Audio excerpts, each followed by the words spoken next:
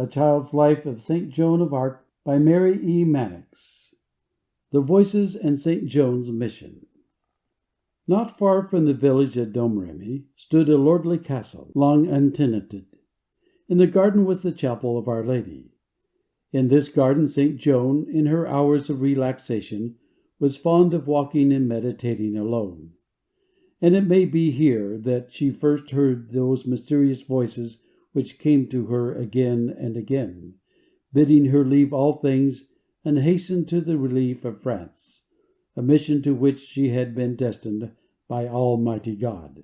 There are two accounts of the manner in which Saint Joan received this mysterious mission. The first of these relates that, being in her 13th year, she stood in her father's garden, alone at midday, reciting the Angelus. Suddenly a peculiar light, brighter than that of the sun, seemed to surround her, and looking upward she saw the figure of an angel, which later she identified as that of Saint Michael. Behind him hovered a multitude of smaller angelic forms, moving in the light of his great but gentle majesty. "Joan, Joan," said the archangel, "be good and religious. Love God and attend Mass regularly." She had always loved God and taken the greatest delight in going to Mass. But the vision made a great impression on Saint Joan, and when it recurred again, the angel said to her, "I am Michael, the protector of France." On another occasion he said, "Joan, the kingdom of France is in sore straits," but promised her that the country would be saved, that God would raise a Savior who would deliver the French from their enemies. "Tell me his name," cried Saint Joan. "Let me know who is to save us." "It is yourself, daughter of God," answered the archangel. "Go, you must." "But I am only a poor girl. I do not know my ABCs. I cannot ride a horse or go to war." In spite of this declaration of her ignorance, Saint Joan firmly believed in the words of the archangel, which were afterwards supplemented by advice and counsel from Saint Margaret and Saint Catherine. But as yet, in her humility, Saint Joan made no effort to act upon them, breathing no word concerning them except to her confessor, who, as is generally the case with priestly advisers, was slow to countenance her revelations. As Saint Joan was always happy and gay, for a long time no one suspected the holiness of her life. Under a smiling exterior she reflected a great deal, wondering, hesitating, yet never doubting the summons she quietly awaited, to enter upon a task which God called her to fulfill. Saint Joan was now past 16 years of age, and the voices, positive and persistent, gave her no peace. She was bidden to go to Robert of Baudricourt, who lived in the castle of Vaucouleurs. He was the commander of the last fortress of the provinces which still belonged to France. A brave man, a rough soldier, accustomed to battlefields and danger, as unlikely to give heed to the visionary announcements of this young peasant maid as any man could be. Still, he was the one Saint Joan had been told to seek, as it was only through his assistance that she could go to the King of Touraine, as she had been told by her voices to do. By this time Saint Joan had declared her mission to her parents, who thought her mad and refused to give her any assistance. But she relied on the promise of God, who she felt assured would send her the help which she patiently waited.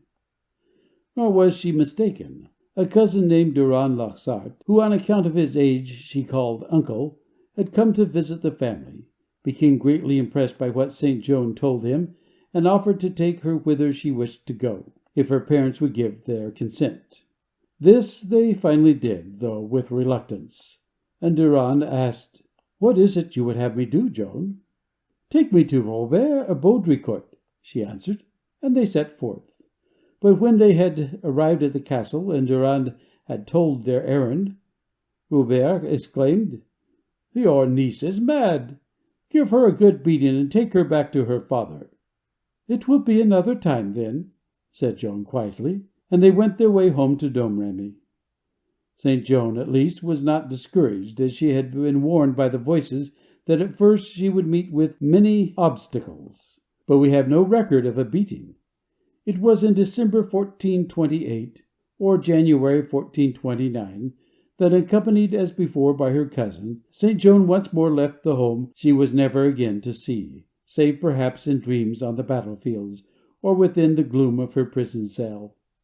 She may have had a presentiment that she would not return, for this time she wept and dwelt with lingering glance upon the home and friends she was leaving behind. From the beginning this journey seemed more hopeful than the last.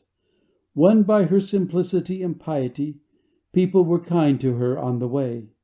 They even offered her garments like those worn by the soldiers, or similar to them, that is to say, a tunic and short skirt instead of breeches, which St. Joan, to the day of her death, refused to wear.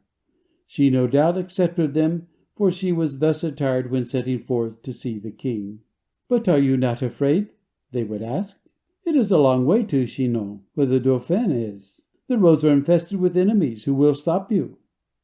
St. Joan replied, "I am not afraid of the men-at-arms. The way lies open before me. The Lord is on my side. It is He who will prepare the paths which will lead me to the Dauphin. I was born for that." Disarmed by St. Joan's persistence, and seizing at any hope in the dark days of distress which were falling more and more heavily upon France, Robert of Baudricourt at length consented to assist the young girl, whom people had already begun to call the messenger of God. He wrote a letter to the king, gave her a sword, and bade her Godspeed. She was clothed in dark colors, doublet, hose, and a short skirt, with her hair cut short around her head like a boy's. And thus in God's name she began her journey to the king, victory and glory, later by a cruel turn of fortune's wheel, to be succeeded by adversity, disgrace, imprisonment, and martyrdom. The second account of the calling of St. Joan differs but slightly from the first. An intelligent girl given to reflection, as St. Joan was from her infancy, would naturally hear and even see a great deal of the strife which was devastating the country. There was little else talked of in the villages or around the evening hearth. Pedlars, pilgrims, and other travelers passing to and fro would bring the news from day to day. The sorrows of her uncrowned king could not fail to touch St. Joan's gentle, sympathetic heart, which knew but three loves, that of her family, her religion, and her sovereign. It was in the oak wood on the edge of the village of Domremy, says the narration, that St. Joan first saw her visions. This wood, where feeding on the acorns that covered the ground, the swine were also sheltered, was infested by wolves, of which the children of the neighborhood were very much afraid. Sheep were also pastured not far away, and it is said that St. Joan had no fear of the wild animals, who never harmed her flock, whatever they might do to those of her companions. The birds did perch upon her shoulders and her knees, feeding from her lap, says the old chronicle, because she was a child of God and the blessed Mary, and the saints loved her. Once when she was 13, it goes on to state, she ran with the other girls a foot race, for a prize a bunch of flowers. So easily she won, so fleetly she ran, that her feet seemed not to touch the ground. One of her companions cried, "Joan, I see you flying close to the earth." When she returned home, her mother scolded her for remaining away, and the maid was sad. It was then that for the first time a bright and shining cloud seemed to pass before her eyes, and from the clouds came a voice saying, "Joan, you must change your course of life, and do marvelous deeds, for the King of Heaven has chosen you to aid the King of France." After this, the appearances continued day and night until St. Joan went away. "How did you know," inquired one of her questioners at her last trial, "the names of your heavenly visitors?" "Because they told me. First came St. Michael, and promised me the others, who afterward came. Angels were in their company. Their voices were gentle, beautiful, and sweet." The maid had seen and heard them in the wood, while tending her sheep, when communing in solitude with her own soul, when in recreation with her companions. She had never doubted their reality, never suspected or feared they might be evil spirits deceiving her. The second and final attempt St. Joan made, according to this recital, was in December 1428 or January 1429. She went first to the house of her cousin, Durand Laxart, who lived in Little Bercy, between Domremy and Vaucouleurs. Discouraged by the passivity of Baudricourt, she left her cousin's house and repaired to Vaucouleurs, where she remained for 3 weeks at the house of Henri and Catherine Royer, who became very fond of her, persisting in their friendship to the end. Her first gleam of hope, writes Lang, appears to have come from a young man-at-arms, aged 27, who had some acquaintance with her father and mother. He was named Jean de Metz, or from his estate, Jean de Novelonpont. He was one of those who might have said, "My harness is my house, my land beloved, strike. In heat and cold, by day and night, war is my pride, my life." But his heart was true to France and the rightful king. While the maid dwelt with the Royers of Valencourt, about the 1st or 2nd week of February, 1429, Jean met her in her poor red woman's dress, said to her, "My niece, what are you doing here? Must the king be walked out of his kingdom, and must we all be English?" Saint Joan answered, "I am come to a royal town, to ask Robert of Baudricourt to lead me to the king. But Baudricourt cares nothing for me and what I say. None the less, I must be with the king by mid-Lent, if I wear my legs down to the knees. No man in the world, kings nor dukes, nor the daughter of the Scottish king, can recover the kingdom of France, nor hath our king any succour save from myself, though I would liefer be sewing beside my poor mother. For this deed is not convenient to my station, yet go I must, and this deed I must do, because my Lord so wills it." "Who is your Lord?" "My Lord is God," said the maid. He answered with an emotion that thrills us as we read, "Then I, Jean, swear to you, maid, my hand in your hands, and I, God helping me, will lead you to the king, and I ask, when will you go?" "Better today than tomorrow, better tomorrow than later." We read that Robert Baudricourt, in company with a priest, visited her at the house of the Royers, and it was probably after this visit that he decided to yield to her entreaties. Certain it is that soon after this Saint Joan began her eventful journey.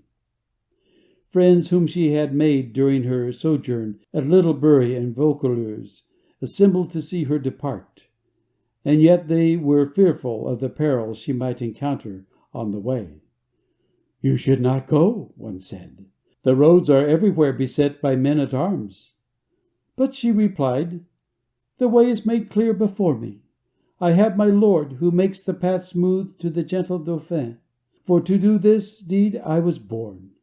She bent and kissed the sword, bowed low to Baudricourt, ready all ills to face, all perils to endure. To friends a parting smile, to heaven an upward glance, then through the gathering dusk she rode away to France.